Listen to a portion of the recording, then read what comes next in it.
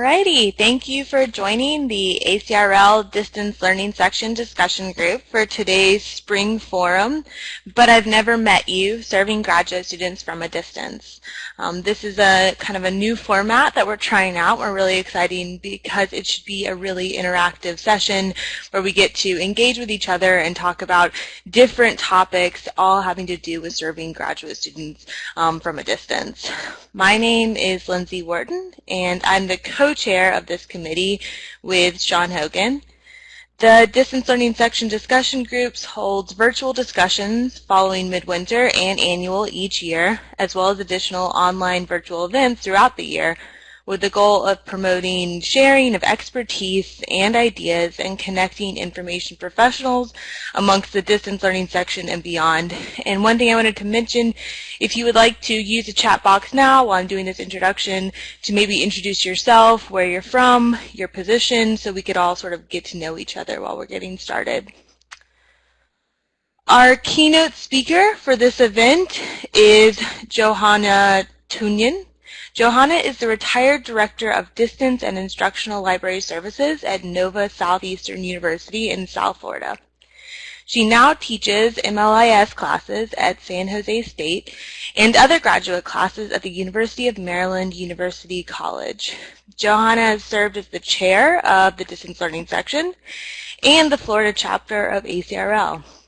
She won the Routledge Distance Learning Conference Sponsorship Award in 2014, and most recently her chapter entitled Reference and Intermediation Services was published in the second edition of Information Services Today, an Introduction. So on the screen now is the schedule for our spring forum. We will begin the forum with a 25-minute keynote presentation by Johanna. This is also going to be followed by 5 minutes for questions from the audience, and for all the questions and discussion you will be using the chat box. We'll move on after the keynote to our focused discussion sessions, which are going to talk about instruction, technology needs, outreach and embedding, and collections, and really focus on the trends and changes in these services to graduate students. Each of these sections will begin with a brief introduction by the section moderator to the topic before we get into a 10-minute interactive chat discussion. So please use the chat box to answer the questions the moderator poses, ask your own questions, talk about what you're doing in your position to serve graduate students, and just sort of like overall engage in the topic. This session will be recorded and made available to registrants following the session. So we'll be sending that out via email to all of the listservs we shared this event with. Now I'm going to hand it over to Johanna. So I just want to thank everyone for being here, and I'm looking forward to our discussion.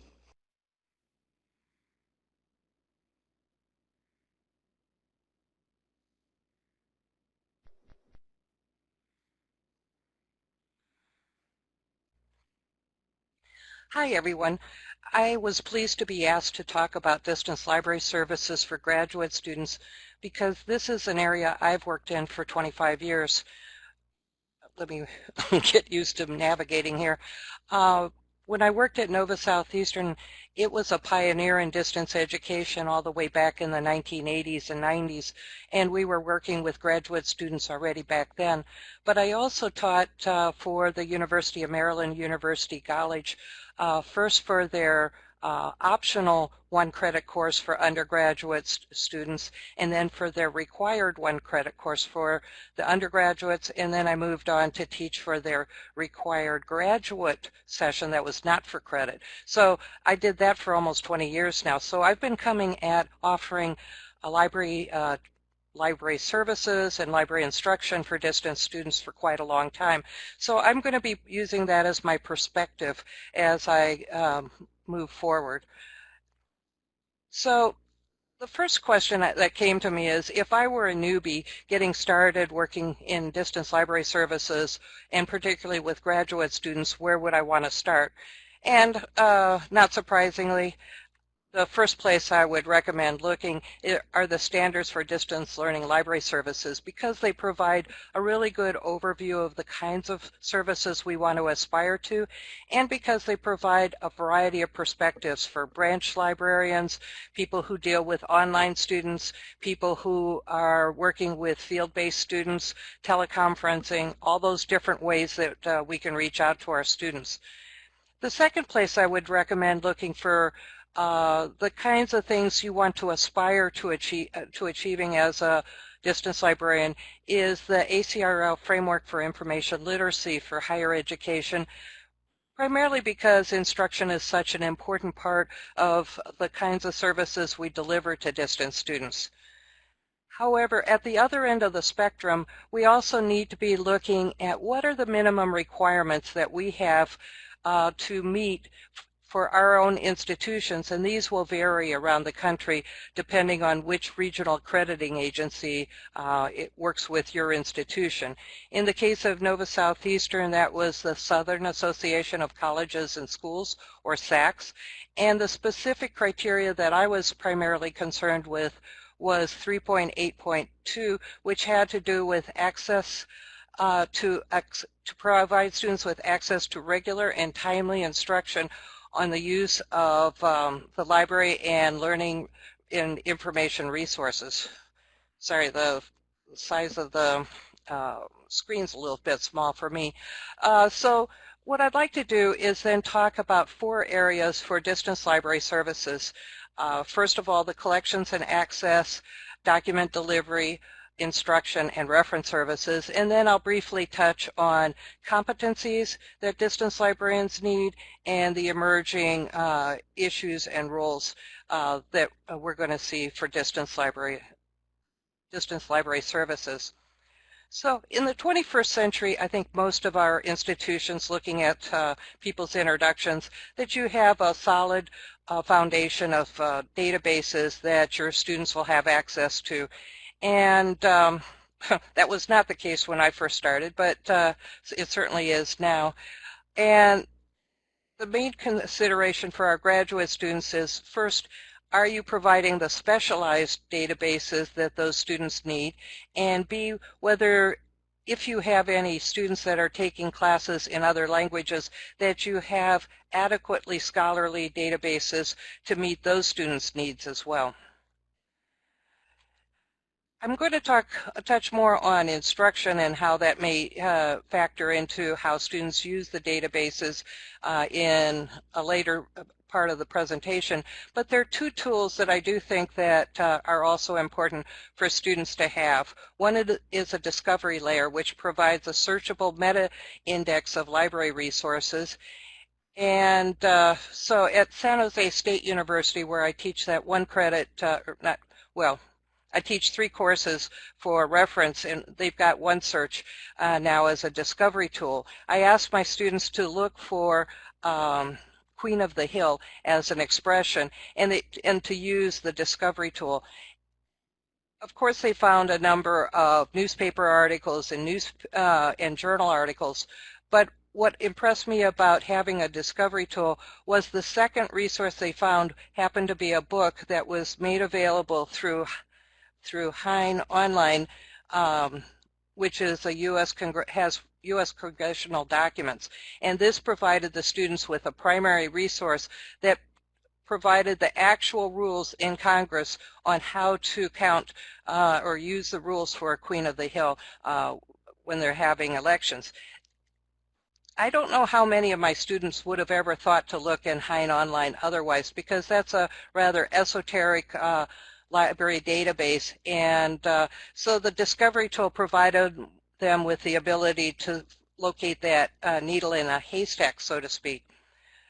The other thing that I would recommend is providing access to Google Scholar through your library portal, because almost invariably you're going to have students who resist using our subscription databases, and if you do provide them with access through your portal, then the students will be made aware of various resources that you have available full text online. So for example, I did a search on distance library services, and you can see how it flagged the resources that were available through the NOVA library. Document delivery was a really important service when I first started, but in today's world, most students have access to the resources online, or if they don't have them, can't access them through the subscription databases, they can request them for free and access them online through Iliad or some service like that. But there are two situations where I think you need to still consider what graduate students might need. And that's particularly when you're dealing with international students and cohorts that may be located internationally. So when I first started, we had a number of cohorts in Latin America and the Caribbean, and we were required to go ahead and provide branch libraries in 1997 as part of the reaffirmation recommendations. And so you can see a picture at the top photo, which was what amounts to basically a reading room that we had in Runaway Bay, Jamaica, and we had a professional librarian who staffed that position part-time. I wouldn't say it was a great resource, but the other approach we tried was formal library agreements, and that looked good on paper. If you said, oh, I have an agreement with the University of Belize or the University of Panama and so forth. But you can see a picture of the actual library at the University of Belize's academic library. It was a one-room library, at least the last time I visited there, and you can see the reference collection in the right-hand corner. That's it. They had no online catalog. It was very minimal. And this was, quote, in support of our master's and doctoral cohorts in Belize. So that, wasn't a real good solution. However, there are circumstances where you still may need to go ahead and consider how to reach those and serve those international students. In the case of students who are taking classes in other languages, if you can't access those resources in a digital format, then you need to consider identifying the publishers in those languages that are publishing scholarly resources and adding those resources to your print collection and providing document delivery for the students. And there may be circumstances where you may also want to provide the students with access to libraries in those countries. For example, I was on an accreditation visit when the University Council of Jamaica was reviewing our EDD program in Jamaica, and they were concerned that the students there were being exposed to Western concepts from Europe and the United States, and they weren't necessarily being equally exposed to the norms and standards in their own country. And so we had to make a very clear and conscious effort to be sure to collect books that were being published in print from publishers in Jamaica and other parts of the Caribbean. So when you're serving these students, it's important to also still think about that print collection that may not be as centrally as important as it used to be. So moving on to instruction, which is my own, the part of the services that is nearest and dearest to my own heart, I wanted to give you a case in point of why providing instruction to students is so important, especially your graduate students. I was doing a hands-on session in NASA for an MBA cohort, and their assignment was to locate business ethics resources and write a paper. So I showed them how to use ABI Inform, how to limit their results to specifically business subject headings and pull up the full text.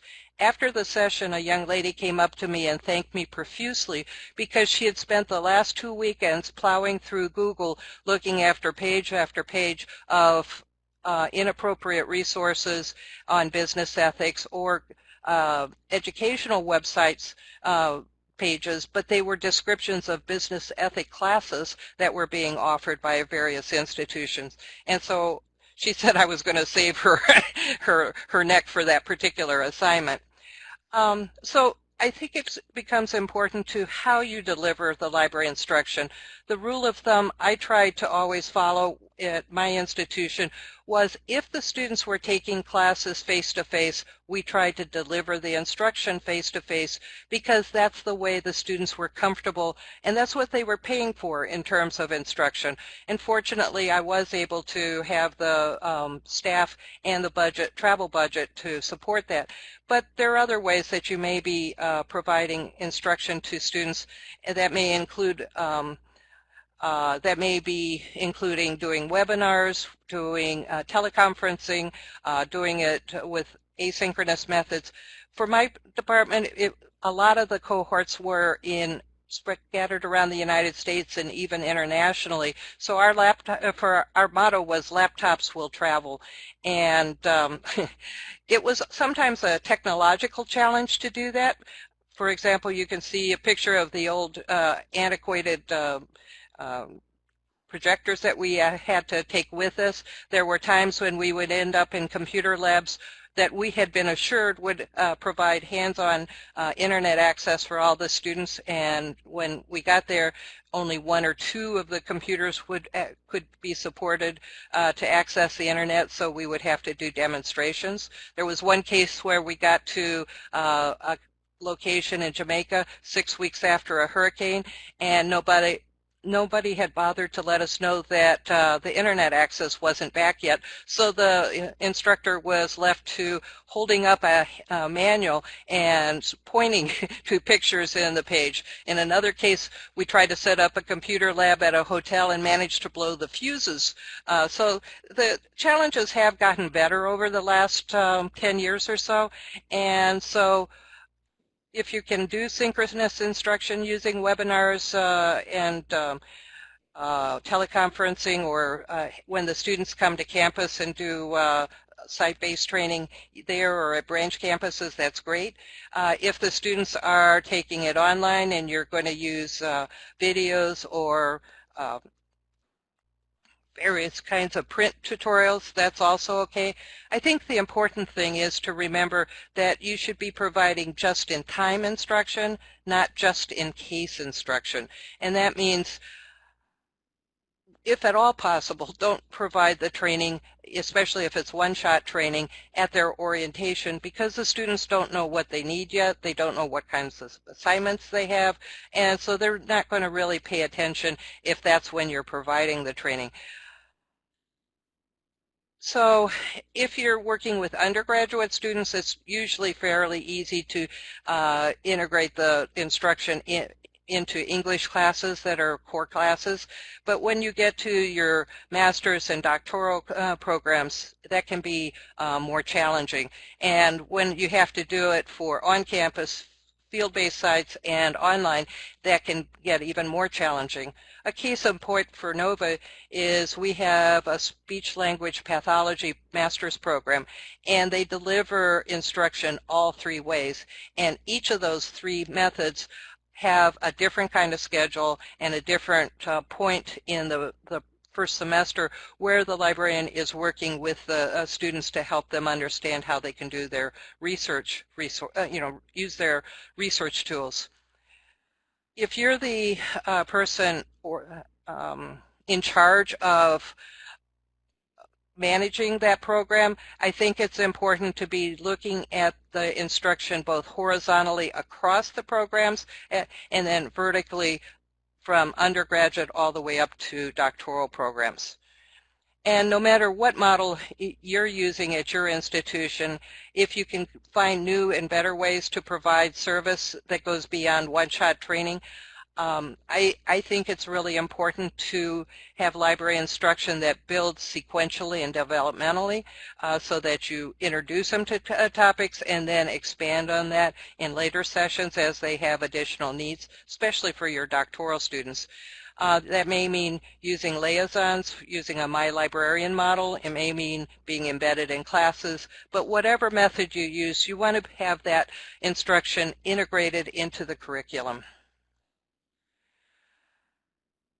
That sounds good, but I have run into faculty who were downright resistant to having library instruction in their classes and argued that they simply didn't have time for the librarian. They were just too busy. And right now with all the issues with fake news, sometimes that can give you a hook on how you might convince the faculty to include you if you have to do it on a class-by-class basis. If you're managing the instructional efforts for your library for all students or distance students more specifically, consider that you need to be evaluating the resources to be sure and the instruction to be sure that the outcomes are what you want, that the students are actually learning how to use those resources. Be sure that whatever model you put together is scalable. In other words, will it work for the undergraduates as well as the master's and doctoral students, and is it sustainable? Can you keep this going semester after semester? Do you have the staff that can handle it? Do you have the budget and the support from your administration? And the fourth service I wanted to talk about were reference services. So in the 21st century, with the rapid advances in technology, the migration to reference resources in digital and online formats, the rapid obsolescence of certain types of information, and then the rapid fast-paced research that we have to deal with, providing reference service is important. It can be synchronously, in person, by phone, or whatever, but it needs to be timely. It's not good enough if a student who is struggling to hold down a job, handle their family, and take classes is not sure when they can get help. We want to get back to them in a timely manner, and that may be that's equally true if you're providing your services using some kind of virtual service. So one solution that libraries have resorted to is consortial reference services, and at Nova Southeastern, we're part of the Ask a Librarian consortium in Florida, which includes both public and academic libraries. So this is a good solution in terms of providing timely access to the students. However, it wasn't always a great solution when it came to whether the librarians who were handling the questions had the knowledge base to deal with the specialized tools needed by graduate students. And a case in point would be if you have an EDD student who's in the Doctorate of Education program who's looking for research interventions that address childhood obesity. So if you happen to have a public librarian who is trying to help a student with this question, they need to know that an EDD student would need an ERIC database with educational resources rather than a medical database such as Medline. That's number one. And number two, they would need to know that the research interventions that student is going to need to look at would be ones that dealt with pedagogical interventions, not clinical medical interventions. And as a result, the public librarian is unlikely to be able to use the 143 code to limit the resources in ERIC to only research documents that might look at programs with the lunch program, with exercise programs, with after-school programs, with interventions that deal with the parents, whatever it happens to be. The person who is helping that student needs to have that kind of understanding of the tools that that graduate student is going to be using. The other thing is you need to, one solution is then to have one-on-one consultations. At Nova, we have our EDD students coming for summer institutes every summer for a week, and one of the things we put in place was while they were in one place and we had them face-to-face, we would provide a schedule during the evening from 6 to 10 p.m.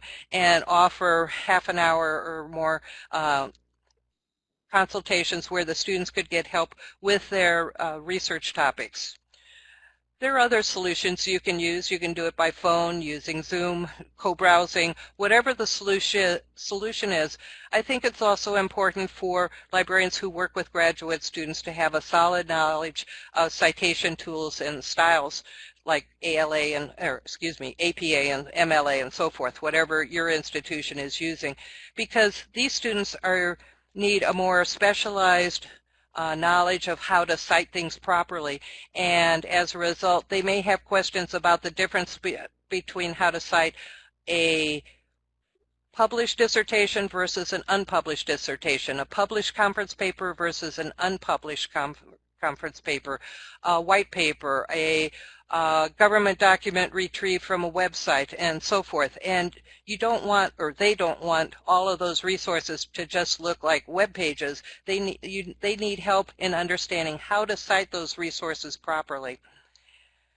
And then the other thing we need to think about is being part of your academic library's team. The distance librarian shouldn't operate simply in a silo.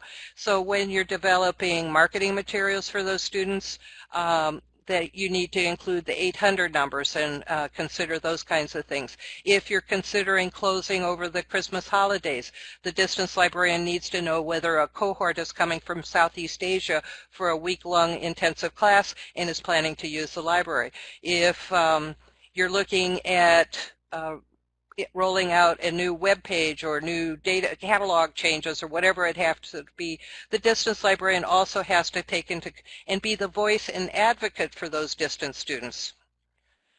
So for the challenges for the future, I think it's important to be looking at just-in-time services that students that will deal with complex questions. You need to be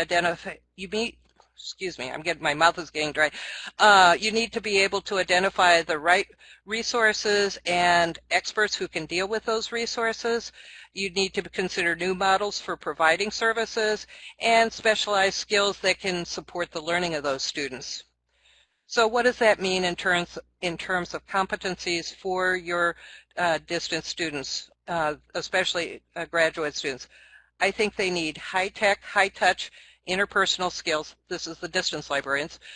They need to know how to handle Reference 2.0 technologies, have the ability to select appropriate electronic resources and technologies to work with your students, have the skills to do the training that support information literacy instruction, have the skill to outreach, liaison, and market for your students, develop an effective web presence, and assess the results and outcomes to be sure that you're achieving the goals you want and that you've got the evidence when it comes to accreditation and to support your budget. So having that kind of documentation is important.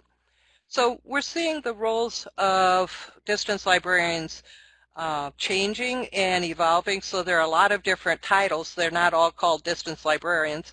I don't think it matters too much what the librarian is called, as long as that person is helping patrons with learning how to acquire knowledge.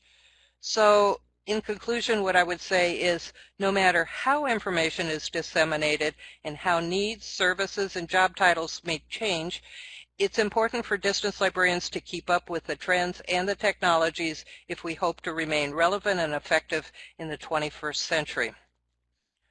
So we got started a little bit early. We were scheduled to have 5 minutes. Maybe we have a little bit more, but are there any questions? That was a wonderful presentation. So much practical advice that I just got so many ideas. Thank you so much, Johanna. And yes, you're right. We're ahead of schedule, which is always wonderful. So we have some extra time for questions. So please use the chat box if you have any questions for Johanna.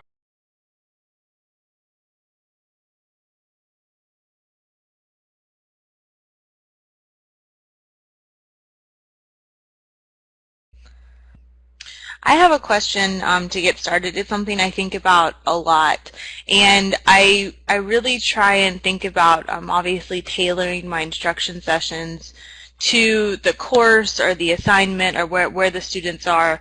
But do you find that sometimes your outline looks different in person and for online instruction, or do you really go over the same like major topics and go over the same search strings, the same resources, or do you teach differently when you're teaching online, Joe?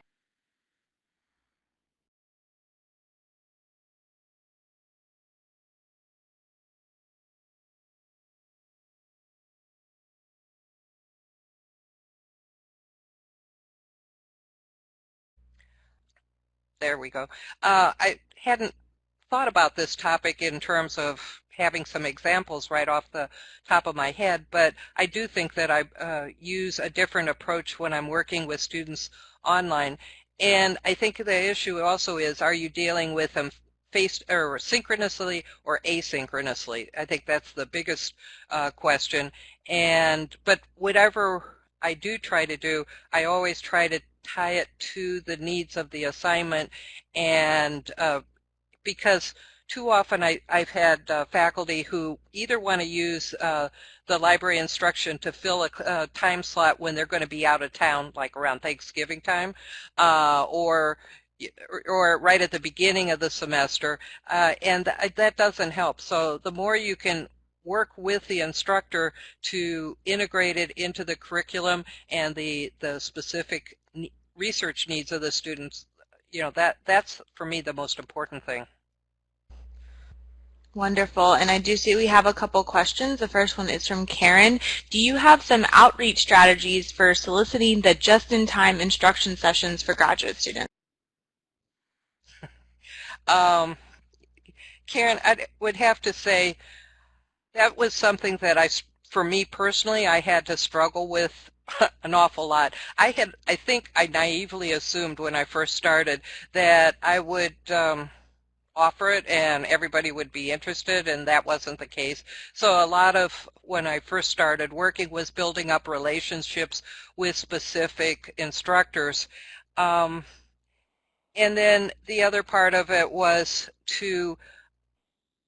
because the curriculum would change and faculty would move, I moved to trying to integrate the instruction into the academic program. So no matter how the class was formatted, the instructors would be expected to work with me rather me coming and trying to convince them to go ahead and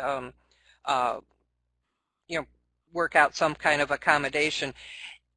That's why for me the accreditation piece is so important. If you can tell the administrators that your accrediting agency is going to expect to see some kind of effective instruction, and you can track that instruction, then I think that makes it much more effective. And even if, but I will say there have been times when I thought everything was in place, and then a new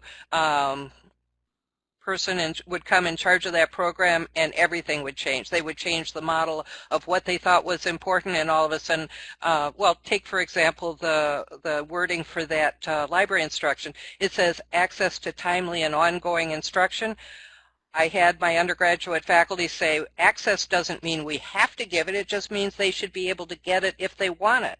And they did not want to integrate it into their curriculum. So depends on the circumstance. Great advice. So Stephanie asks, when dealing with grad students, do you pre-assess them to see what they already know regarding the library? Me personally, no.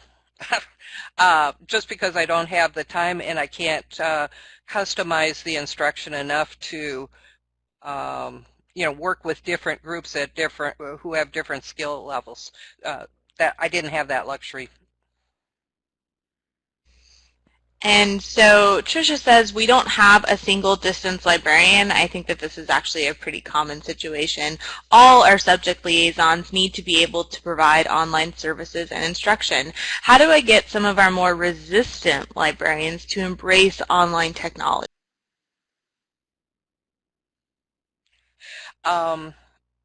I just had a student write a paper that I read a day or so ago about if librarians are not willing to keep up and address their needs, that they shouldn't be surprised if somewhere down the line, if there's budget cuts and downsizing, they end up, maybe getting cut.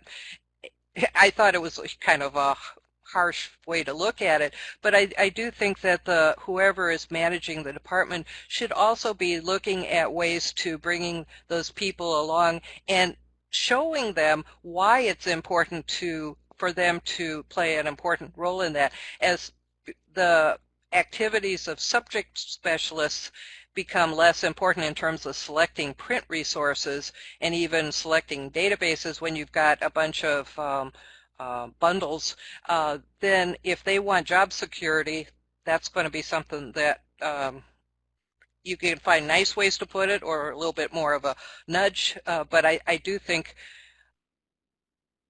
people want job security, and I think that's a motivating factor, done in a nice way, I should say. Yeah, that's great advice. Sometimes that tough love can really push people into something new. Do you have recommendations for co-browsing software? What do you use in your instruction or your? That I can't give you advice on. I would say ask the people in the group, because I haven't been working on the reference desk for at least 5 years now. So so that's not something I can give you a recommendation on. So Mary says, we have a very robust embedded librarian program. Any ideas how we can reach students via embedded in their online class? Well, you've got somebody who is a real expert in that area, and that's Sandy Hawes. She and I did a presentation at the distance. Sorry, my screen just went blank. Sandy and I were on a panel discussion, I think it was 2012, on embedded librarianship, and at that particular semester she was embedded in 65 classes. So I think that I think I would defer to Sandy on that one. Yeah, she's a super embedded librarian. The other funny thing I want to mention is that when I was that conference, that Distance Library Services conference was in Memphis, and we were at the Peabody Hotel, and I had a staff person in the down in the lobby where they had gift shop and so forth. She saw I had a speaker's ribbon on, so she asked me what I was speaking on, and I said about embedded librarianship, and this woman got the strangest look on her face. And I thought, oh no, she doesn't know what that means, and she's having pictures of librarians romping around in beds. So I said, well, like embedded journalism, and that still didn't ring a bell for her. So I tried to explain, but I sometimes still think what people think of when they hear that phrase, embedded librarians. I agree. I've met librarians too that weren't very aware about the service, so it's always kind of a fun conversation. And so we're out of time for questions, even though we have some left. And just letting all the participants know, hopefully you'll have time to ask your questions in the breakout sessions. So don't feel like they won't go unanswered at all. We'll get to talk about them as a group. And Johanna, that was an excellent presentation, so great and really comprehensive. Thank you so much for coming and speaking with us.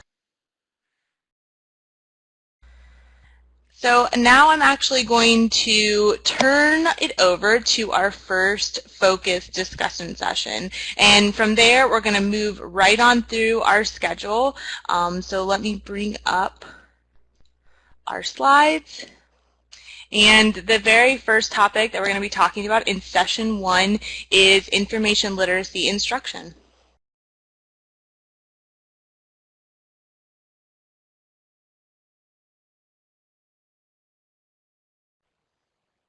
Apologies, everyone. This is Tricia Boucher. I just completely forgotten to unmute myself. So again, my name is Tricia Boucher. I'm the User Experience and Psychology Librarian at Texas State University in San Marcos, Texas.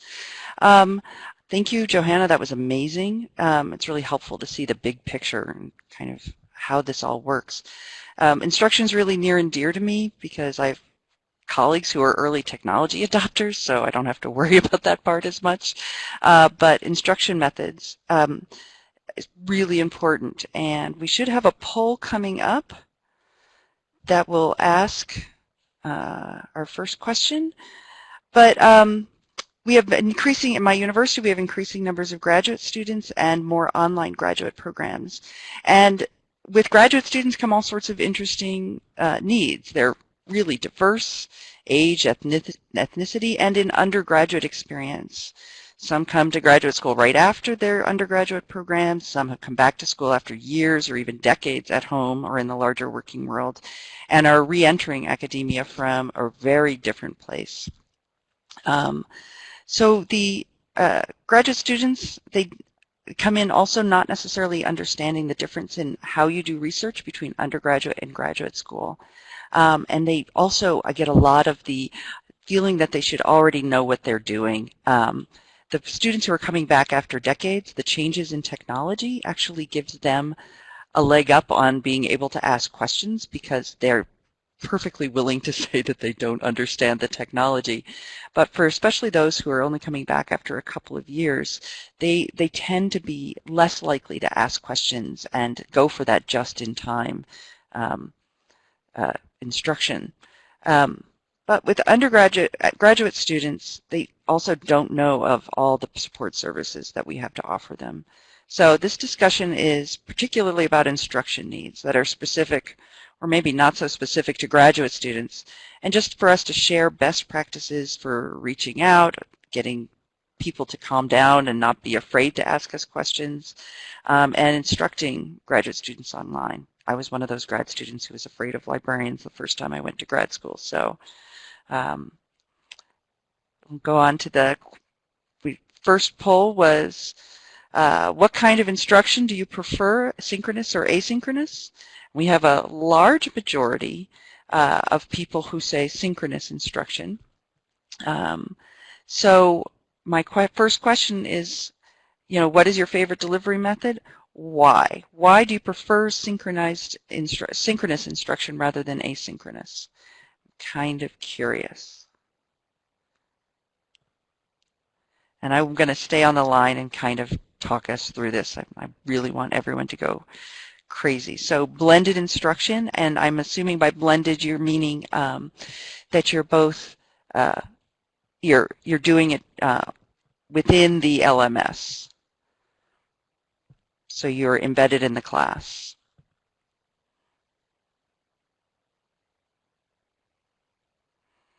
I've got a lot of people typing right now. So 5 different time zones. So yes, asynchronous is definitely better with many different time zones. So connecting with people asynchronously is difficult, but kind of giving them a personal face. Oh, flipped, nice. Recorded instructional model, then followed by a live online meeting. That's great.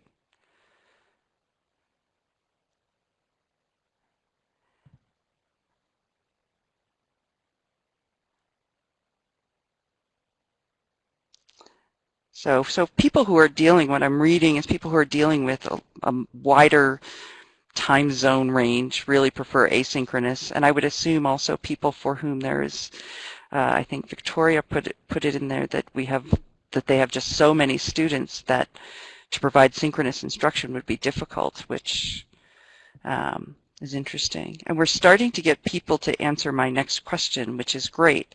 Students seem to prefer asynchronous. I know when I was in library school personally, I would agree with that. Having to actually be online with people was often a frustrating experience. So, and Sandy's bringing up record and share. That's great. So people can review the material afterwards. So I'm also curious is what do you think students prefer? I mean, we've got a couple of votes for asynchronous. Amanda, if you can explain what you mean by leveraging the technology, I'd be really interested in that. I don't want to butt into the next section, which is technology, but I like the idea of leveraging your technology using asynchronous?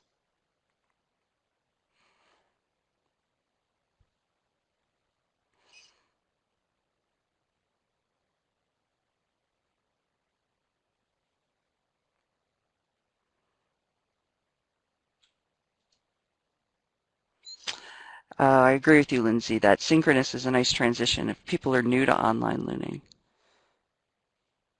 That it's nice to have a face there rather than just a chat box. Interesting. We do have Sean. It's a great response. I understand that completely. It's interesting, Rachel, that you have an even split.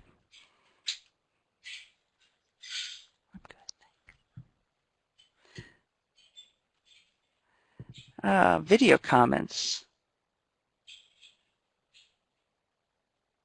Interesting.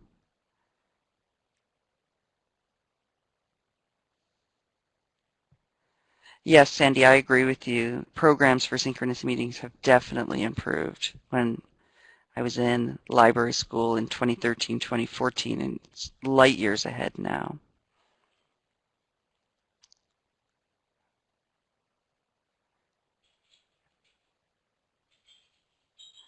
Ooh, thank you, Carla, for that question. So is it more of a webinar or is it more in person?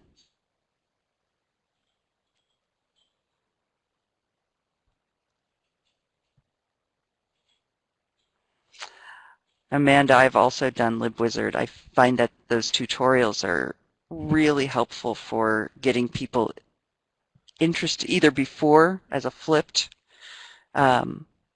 and then after as a reminder of everything we've talked about.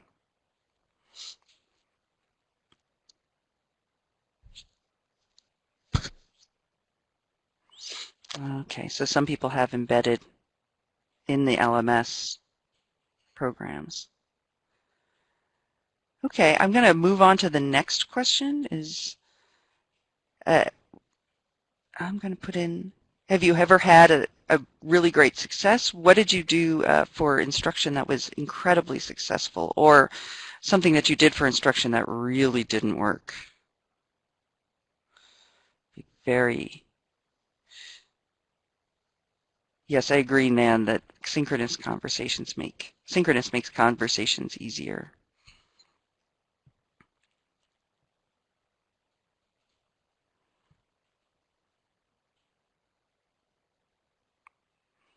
Got a lot of people typing. Yay.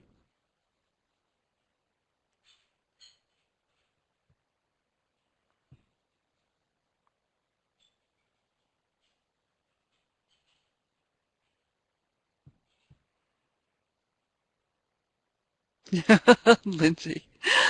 Oh my, tried to meet with every student? Wow. That sounds painful.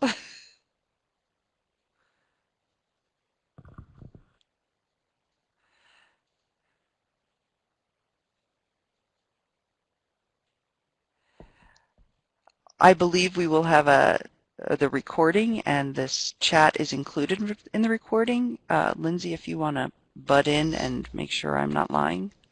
Sure. So when we send out the recording to everyone, we'll also have a transcript of the chat, so you'll be able to read through all of this. So it will be detailed notes for everyone.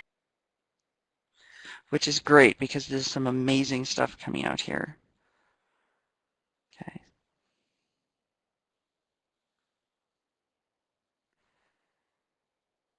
Great successes embedded in master's ed courses. Interesting.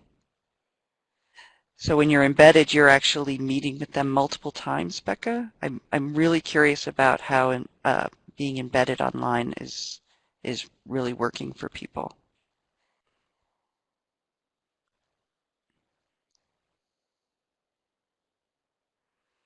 Record the workshops and make them available to graduate students. That's nice.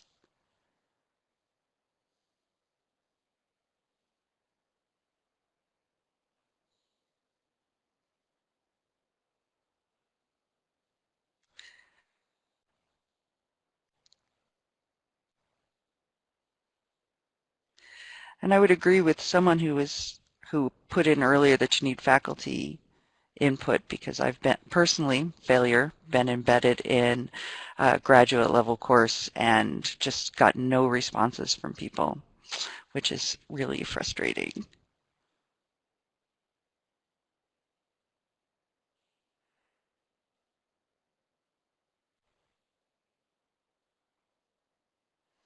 Okay, so meet via phone or Skype is good for smaller classes.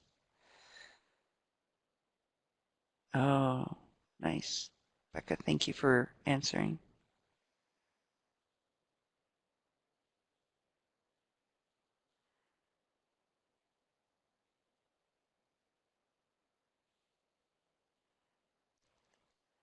Oh, nice.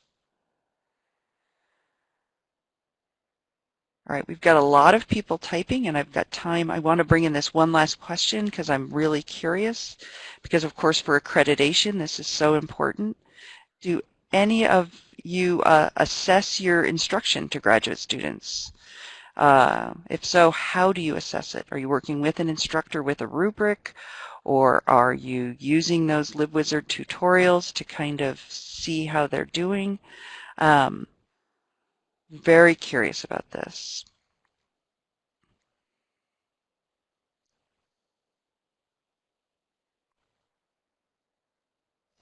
Cynthia, that is a great success story. Spontaneous applause from graduate students is wonderful. Okay.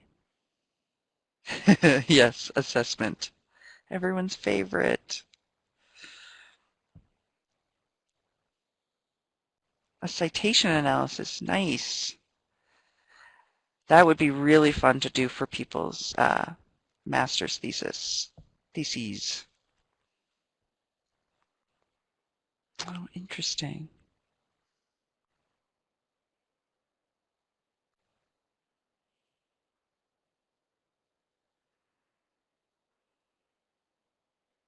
Oh, using surveys as just a post-assessment for feedback and kind of embedding the, I would assume, Julie Arendt, that you, oh shoot, I mean Bria Henson. The surveys, are you getting feedback, but are you also getting an assessment of what they've learned? Oh, we've only got about a minute left. This is such a great discussion. I don't want it to end. Surveys and informal assessments? Pre-test surveys. Oh, thank you, Bria. Oh, LMS analytics. Nice. Feedback from faculty.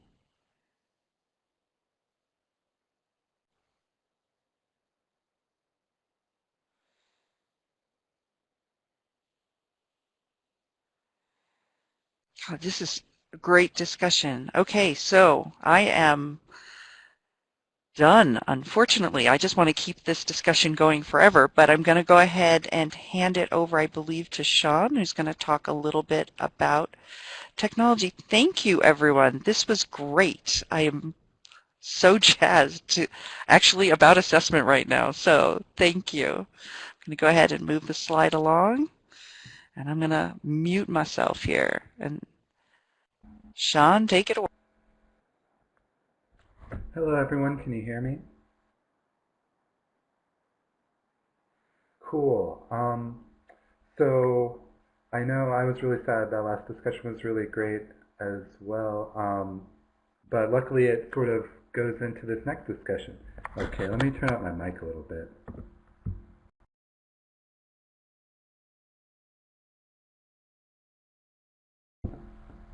Cool. Can you guys hear me?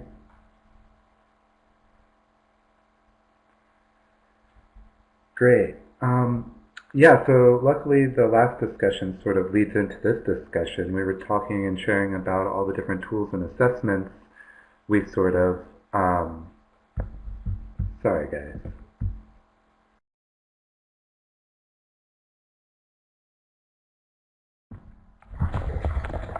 We were discussing technology tools for graduate, or for distance learning students as far as assessments and how you embed with these technology tools. And Johanna was talking about how graduate students have different sort of database needs. So because graduate degrees are normally more specialized, they sometimes have different research needs than undergraduate degrees. And that requires sometimes different technologies than undergraduates as well. This can include hardware or software, and libraries have always been sort of on the forefront of digital technologies and been here to provide not only the access to those technologies and softwares, but training for them and sort of insertion into the academic sphere for these technologies. So this discussion is going to sort of focus on libraries' role with these technologies, specifically for grad students.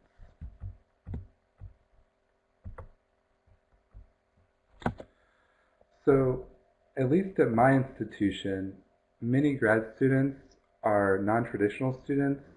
Generally, they've been in the workplace for a little while. They might be semi-vocational or career changers, and their technology skills in their new sort of sphere may be lacking. So how do you address this in your synchronous and asynchronous instruction?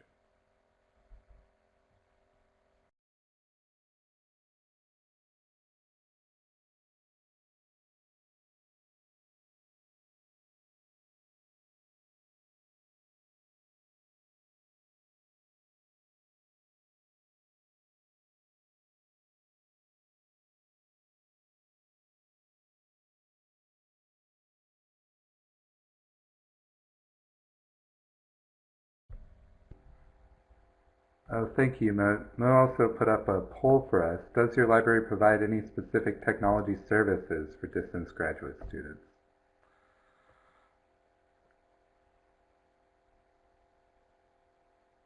So Sandy asks, are we talking about stuff like SPS licensing, which is statistics software, access to sources of data sets, licensing of citation programs? So I mean all of this, both access to these things as well as training on these things.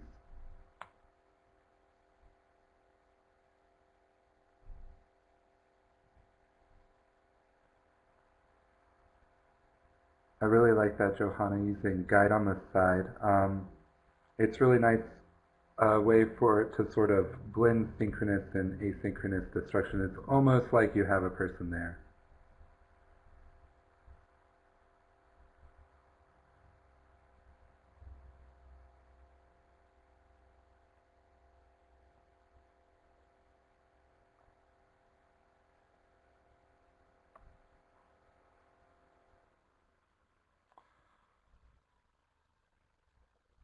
So Lindsay's saying she uses tutorials for introduction to library resources to address this.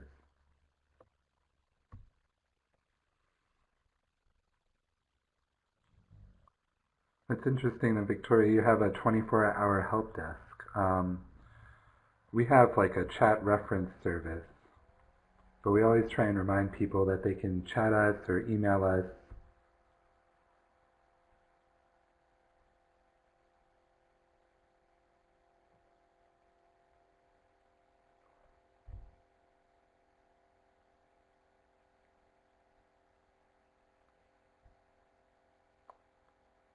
So we've talked a little bit about videos and tutorials and guide on the side.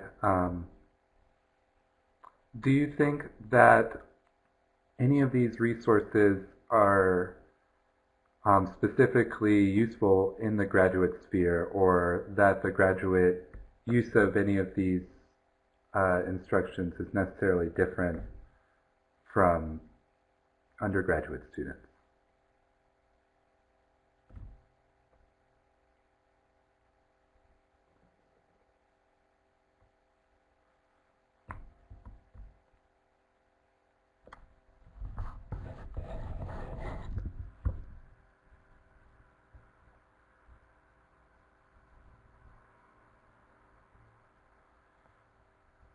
That's interesting that you're having issues with Jing. It's getting pretty old, and a lot of the like shockwave flash has been discontinued and stuff.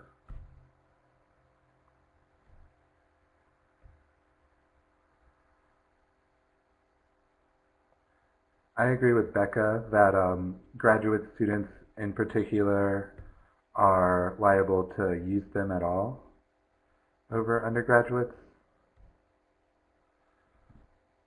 It seems like on our chat reference, we get a lot of graduate students asking for like research help as far as inquiry or searching.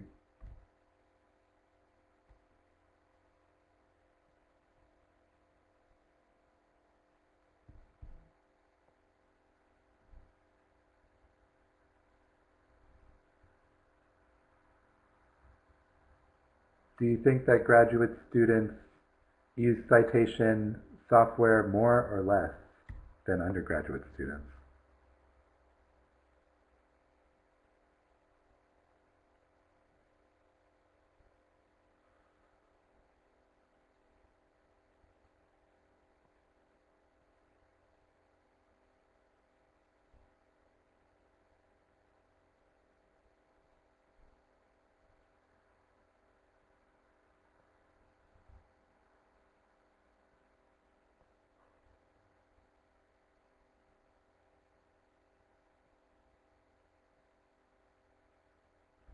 I feel like I used one of the web platforms in undergrad, like bibliography or something.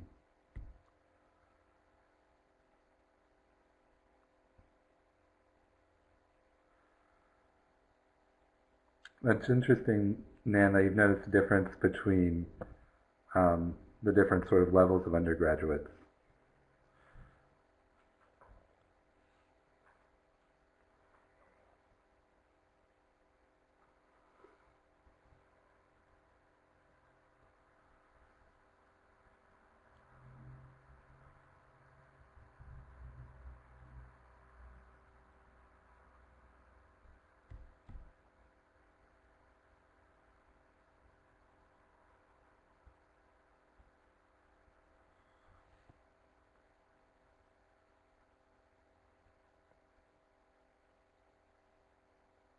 At my institution, we Zoom to co-browse, but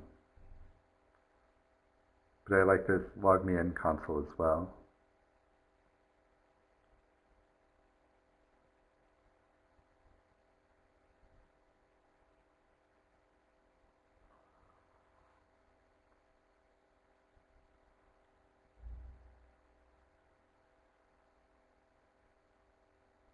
So we've talked a little bit about co-browsing softwares in the last session, as well as citation softwares. What type of other technology support do you provide for distance students?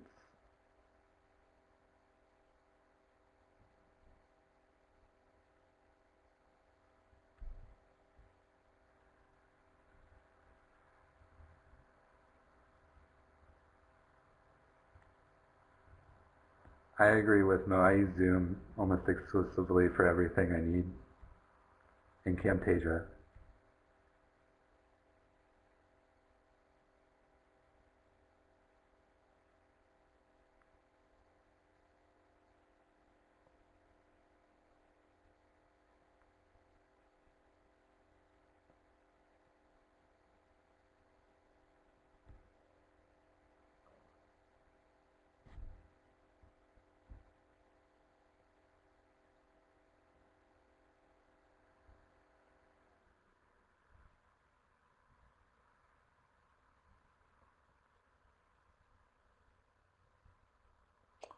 That's interesting, Mo. Can you tell me a little bit more about Lightboard? Has anyone ever used HP5?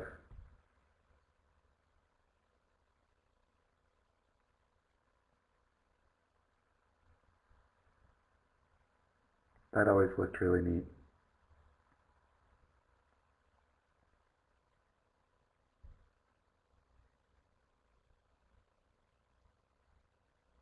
I know at FSU Libraries where Lindsay works, they also have an Oculus Rift. I guess that's not for distance students. Maybe if they live streamed it.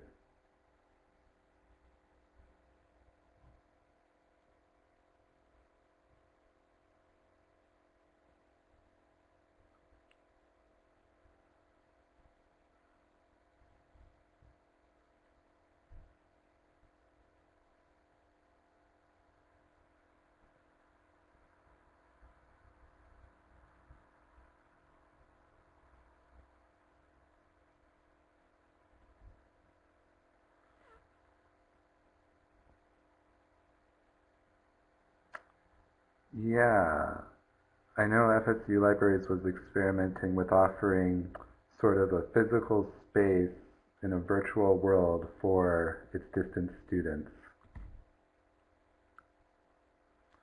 360 videos, I've seen those as well.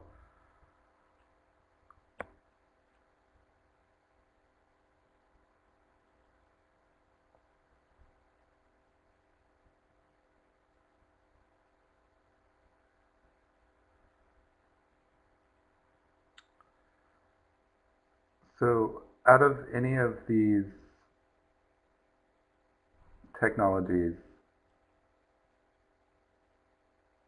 would you say that any of them are more for graduate students than undergraduates? I think we've talked about citation software obviously being used more by graduate students.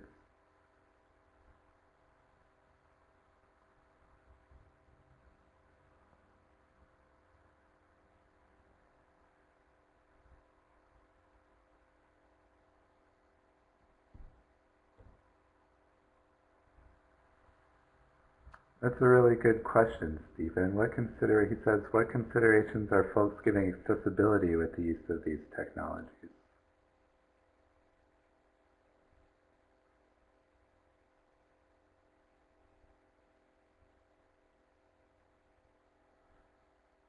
Got video captioning.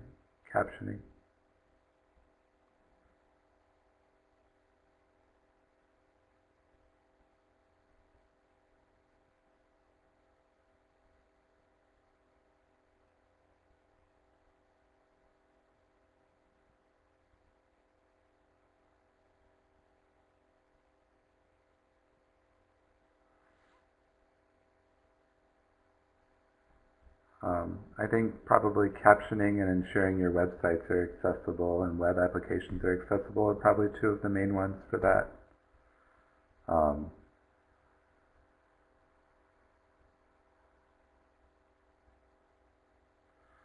But looks like our time is about over. As Mike said, if we have time, perhaps we can come back and address accessibility of distance services for graduate students as well. This has really been a great discussion. I really appreciate it.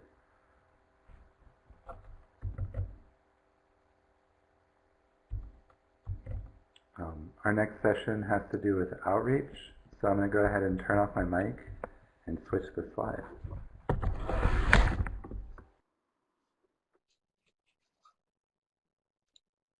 Hi everyone, this is Mo Chakraborty. I am the Director of External Library Services at Salisbury University Libraries. Salisbury is in the eastern shore of Maryland, which is kind of middle of nowhere. It's a chicken county, so basically if you Purdue chicken, you know where I'm from. That's where it's from. So we are going to move on to everybody's favorite outreach, just like assessment. First of all, thanks to Johanna for that very thorough introduction, and you did touch upon outreach during your presentation. So for graduate students, like a lot of time, they don't really know what they don't know, just like undergraduates. So sometimes they do share the same characteristics.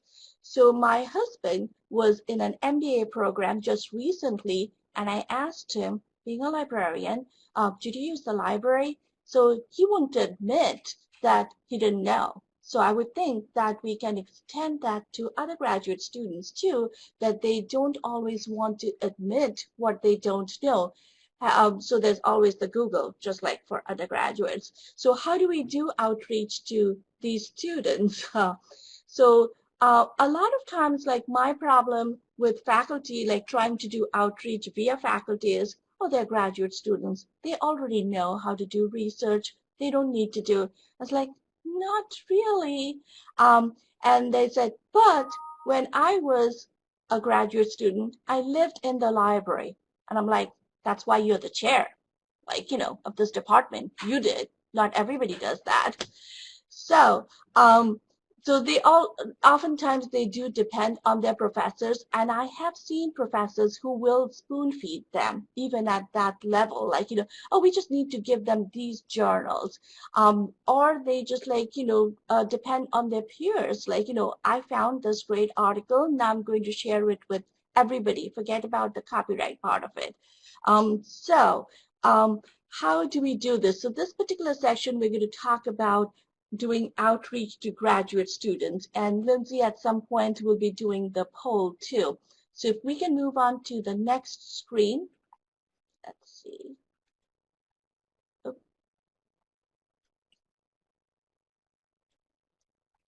So how do you reach out to your graduate students? And you can type in your responses in the chat section.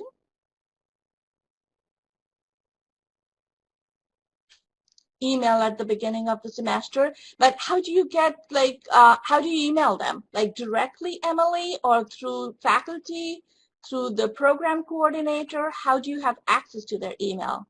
Directly. Are you a liaison to, okay, you do have access. LMS announcements. So Beth, are you embedded? Is that how you send announcements?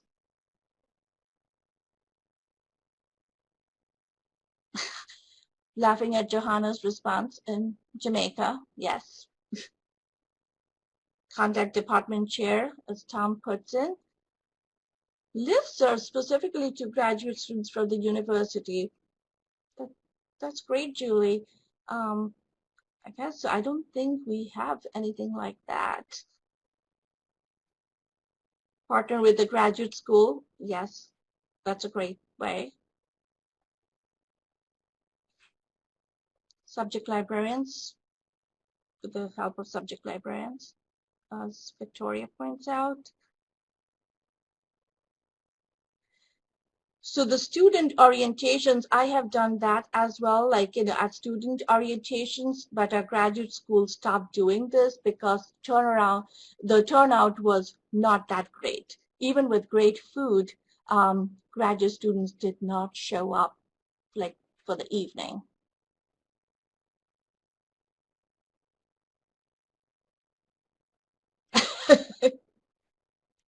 I guess because it was synchronous, Sean.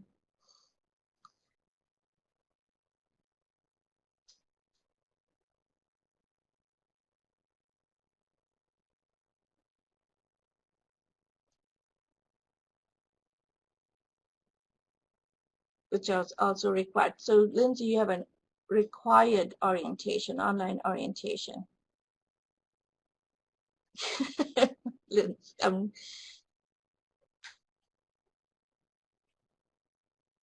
Face-to-face intensive boot camp, and that's required, and the subject librarians often present there. Okay.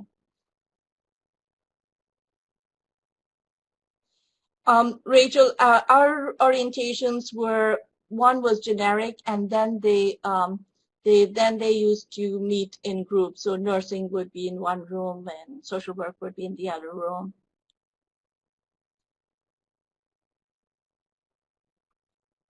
Reaching out to ABDs.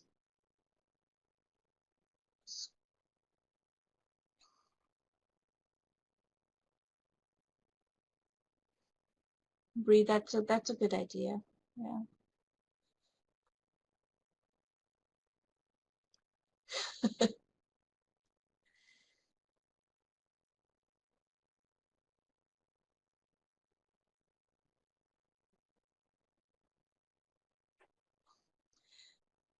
just curious, does anybody still send out any print material, like mail anything to graduate students ever?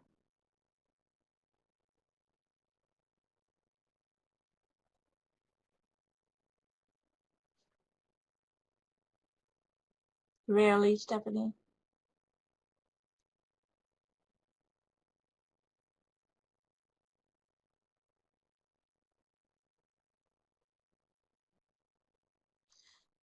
Oh, Rachel, that's a good idea. Includes printed bookmarks and brochures.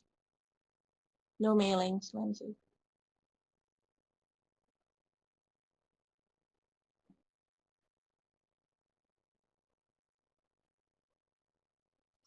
So while multiple people are typing, let's move on to the next section, like what has been successful for you and what hasn't been successful for you.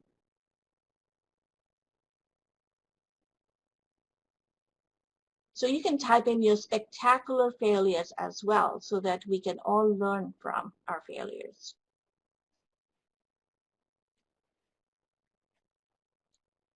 So Julie, do print handouts at in-person orientations, but not for distance students. Packet of programs you do for distance students. So Victoria, when you're saying packet of programs for distance students, when you go to meetings, are you actually visiting satellite campuses? Like where are you leaving them? Citation workshop week before spring break, yes. Okay, departments on campus.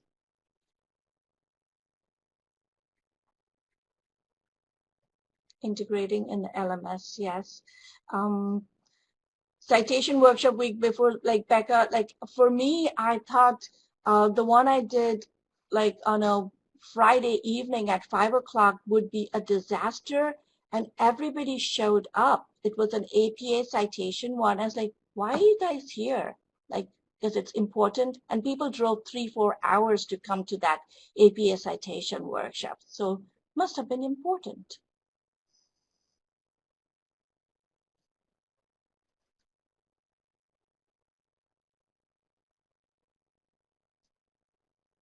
Working with grad school.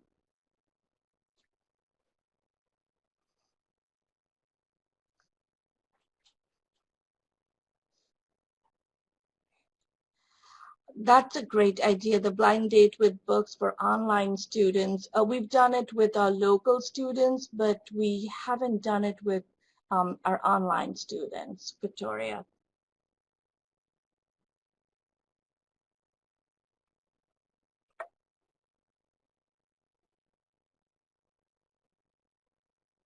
If it's an all-day series of workshops. And Rachel, are your students distance students? Like, you know, how far are they willing to travel? Like hour, a couple of hours?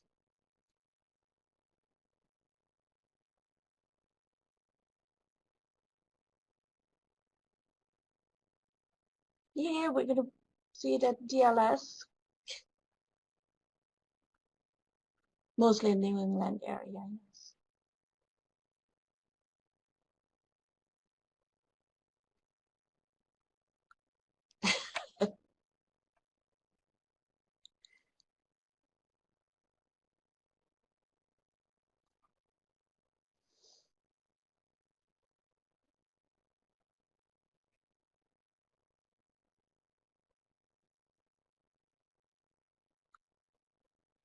Several people are typing. Type away.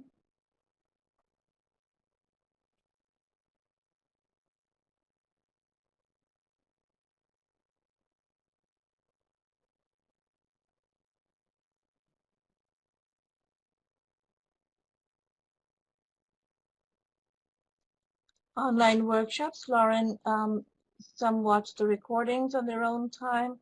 I switched to a pre-recorded videos, and that's been more successful. And when you're saying, like, you know, I mean, I know this is outreach and not assessment, but I'm just like curious, how do you know when they've been successful, particularly the pre-recorded videos? Do they let you know? Do faculty let you know?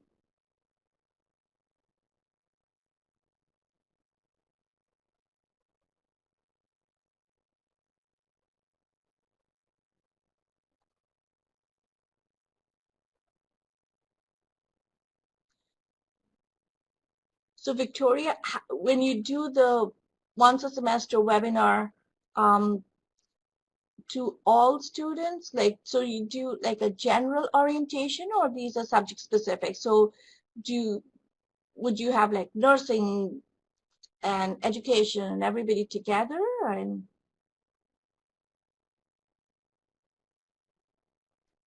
feedback from faculty and students, Lauren, they'd like that they can watch the videos. Yes.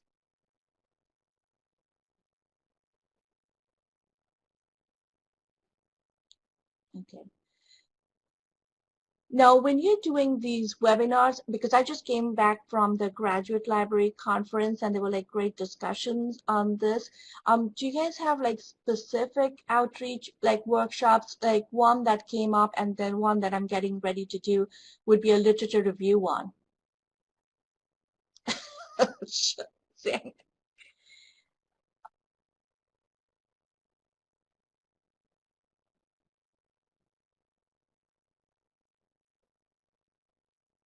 Oh, thank you, Lindsay.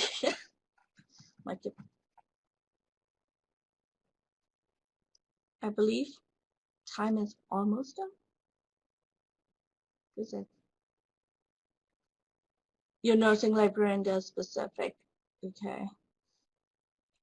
I'm always curious. My nursing department has asked me to do EndNote sessions online, but I'm not sure how successful they will be. So if you have any experience doing it online, please let me know. My in-person sessions have been very successful because I can go around and look at their screen. So I'm not sure how you guys do it when you do it online. So I'd really like to hear about that.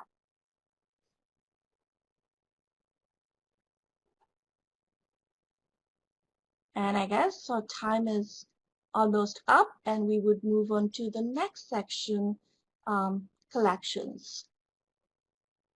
That's true, Dan. Toughen up in person. We recently did one on dissertation formatting, answering APA questions. It was a big hit.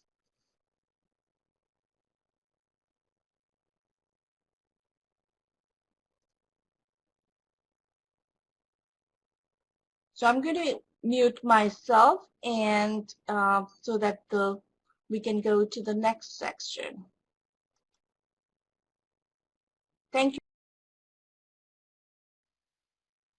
Hello, everyone. This is Carla Alleman. I am facilitating the next discussion about collections, and I wanted to start us off by kind of painting a picture of just how diverse I'm sure a lot of our institutions are when it comes to collection needs and our graduate students. So when you think about it, we have Research One institutions, we have our regional comprehensive universities, we have potentially some community colleges like myself. I'm actually at a community college, and we do serve graduate students through our university partnerships. So there's kind of a wide variety of potential institutions, which means we're going to have diverse budgets and diverse focus on graduate students. Obviously, some institutions focus on grad students, others less so. And of course, research needs. And a lot of our graduate students themselves may be working for the college in different ways. So some of them may actually be teaching courses. And of course, a lot of them are going to be doing a whole lot of research. So with kind of all of this in mind, my experience when it comes to collection development and collection management in regards to our graduate students has been the strong focus on their part of just ease of access. And they want everything to be exactly where they want it to be and very obvious and very easy and what have you. So that being said, they also have a wide variety of undergraduate experiences, and I know a lot of people have already mentioned the diverse experiences that some graduate students may have in research and using the library, and others that just either because they've been away for a long time or their undergraduate just did not have a strong research association with it, maybe a little bit different. So I would like to start our poll. I have a quick question for you guys. What I really kind of want to talk about during the next few minutes really is not only finding the right resources for graduate students, but also are you including graduate students in selecting materials? So I have a quick poll question for you. And we'll now really start the discussion in the chat. So please note that I am going to be quiet during the actual chat portion of this, so any talking I do will probably be to transition us from question to question. And starting off with that first question, the main question really at this point is just what are some of the creative ways you manage your collections and materials for graduate students? If you find that your answer may relate a little bit to you being a generalist or a subject specialist, please feel free to add that information.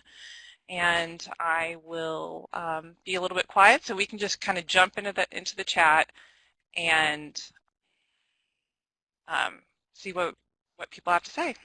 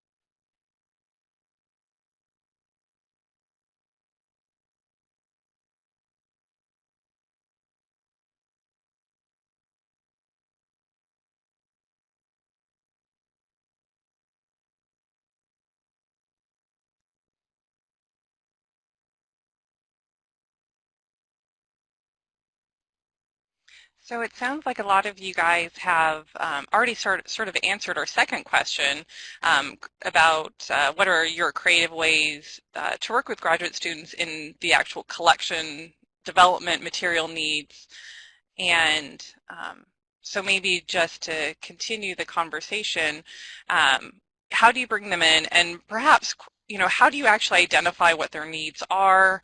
And a lot of you guys did mention it looked like demand-driven acquisition models and such. So perhaps just to get a little bit more info from you guys about what are your basic practices, just to get to know what their needs are, and then how do you include them if you do something a little bit different than what's already been mentioned.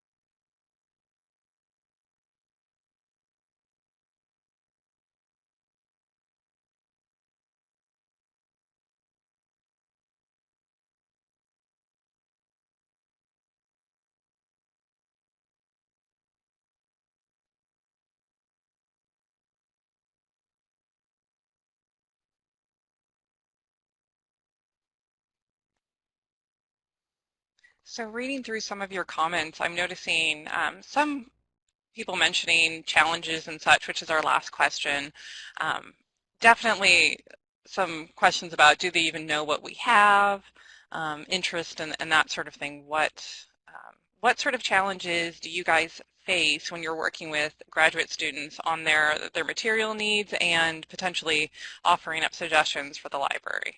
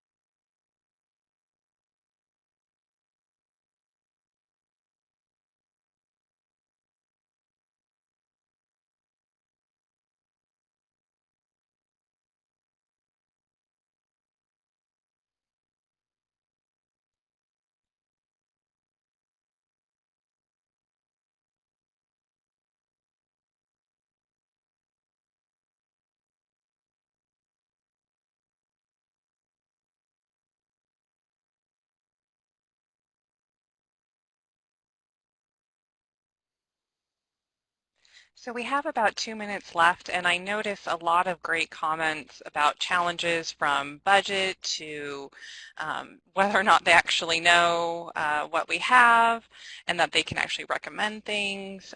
Also some tension there between fully digital objects and ebooks and that kind of thing, and the desire for print, which is kind of a universal issue.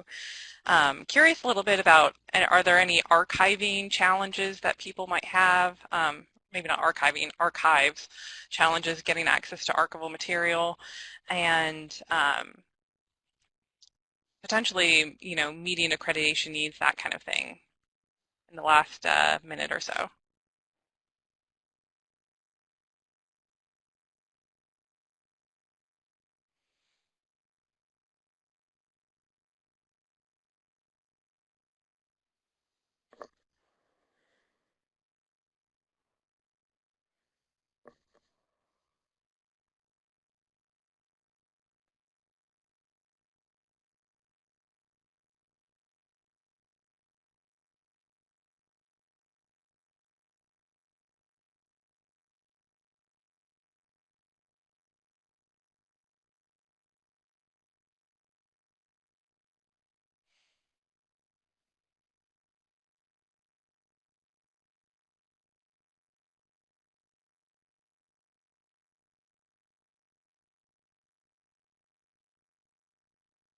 Okay, so it looks like we are right at the end of this particular session. I'm going to turn it over to Lindsay.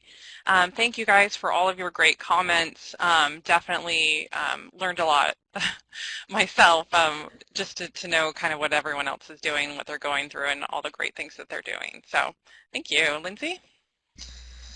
Thank you, Carla, and thank you everyone for participating and engaging in the discussions. Those were some really awesome topics, and I feel like we covered a lot in this time together, which is a nice feeling because now I'm inspired. I have all these ideas. I have like a list of things to Google afterwards, so that's always really exciting.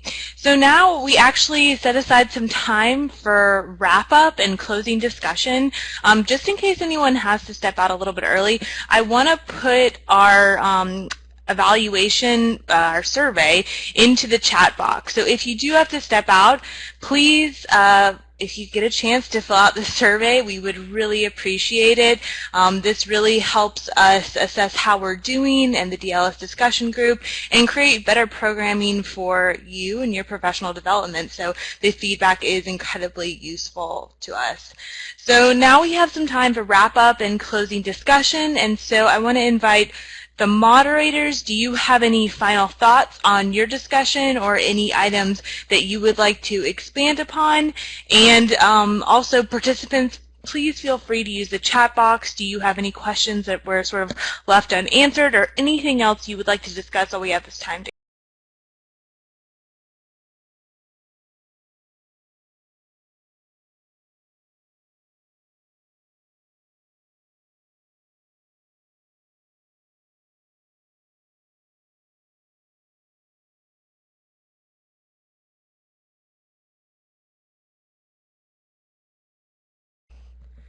Yes, we will be sending out the recording of the session, and with that we're also going to be sending out the chat transcript. So don't feel like you need to copy and paste the entire chat box. And we're planning to disseminate this recording and the transcript to the same listservs that we sent out the promotion for the event on. So you should see those coming in your listservs, and if not, feel free to contact me or another member of the committee, and we'd be happy to get those to you. We know there was a lot of interest actually for people. Our registration filled up, we think, in like record time, so we're going to share this widely, so hopefully the conversation can keep going even after the event was over. I actually have a question, Lindsay. This is Carla. So something that I kind of want to ask people about, a lot of the stuff we talked about could relate to undergraduate students as well as grad students. So I'm really curious to know, just to ask everyone here, are there particular distinct characteristics of grad students that you feel the library really needs to address, or are there special things that are different than when you handle undergraduate students. And that could be in the area of technology and outreach, instruction, and collections. That's a really great question, and I agree so much. I thought about that almost throughout each of our breakout sessions, so I'm really interested to hear what you guys think. So please feel free to answer in the chat box, or moderators, use your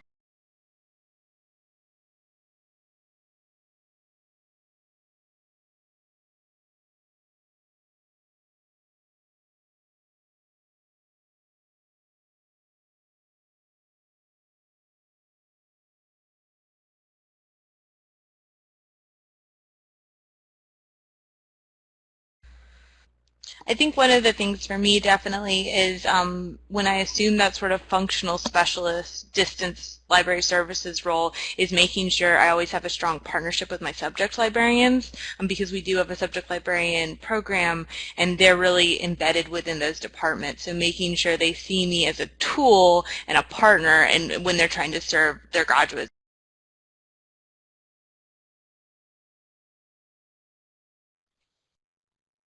Yeah, that makes sense a lot.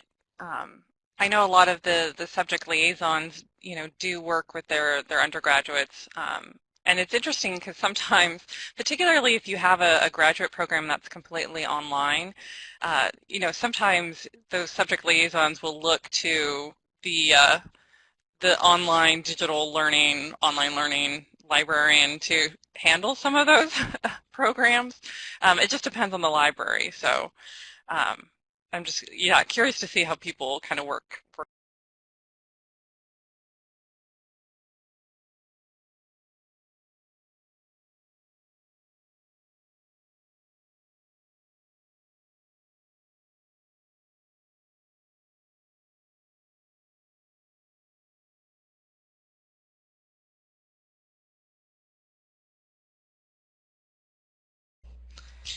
I agree with Mo a lot on that I do think graduate students are more self-motivated, and so that provides you an opportunity to have a different relationship with them, where I'm a lot of times when I'm doing outreach to undergraduates, I'm just trying to be like, why you should use the library and why we're important, but you feel like you almost get to have deeper conversations about information literacy and about all these things we talked about today with our graduate students, because they're really there to work, they're motivated, they're engaged. So I think that changes our relationship and our partnership with them.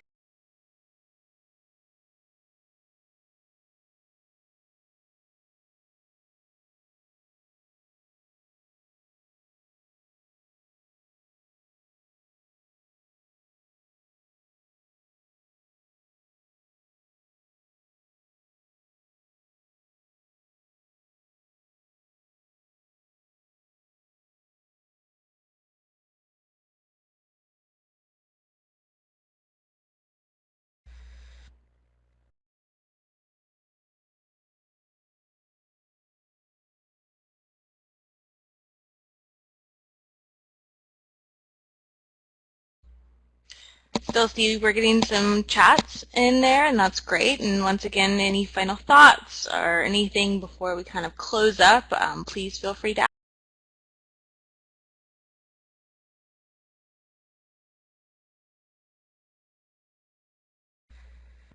One note too, I saw that poll just closed, but one really interesting thing was how split our answers were on that. It went from never to frequently about actually involving students in your collections. That's really interesting how much we differed in this.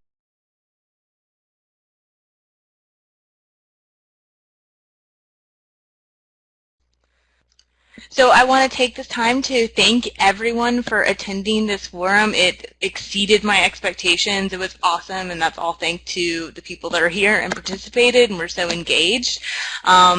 This is a new sort of thing we did, and I actually think it worked out really well, so I'm super happy right now. I hope everyone here was able to take something away that will help you in your work supporting the needs of graduate students. And once again, please fill out that survey if you get a chance. It's really going to help us do better and make sure we're giving you the online discussions and events that are going to help you be successful in your distance library work. I also really want to thank the members of the discussion group. This event kind of took a little more planning than usual, so thank each and every one of you for your role. And also thank you, Johanna, for that amazing keynote and starting off the conversation on such a strong note. That was really, really wonderful, and I have so many ideas.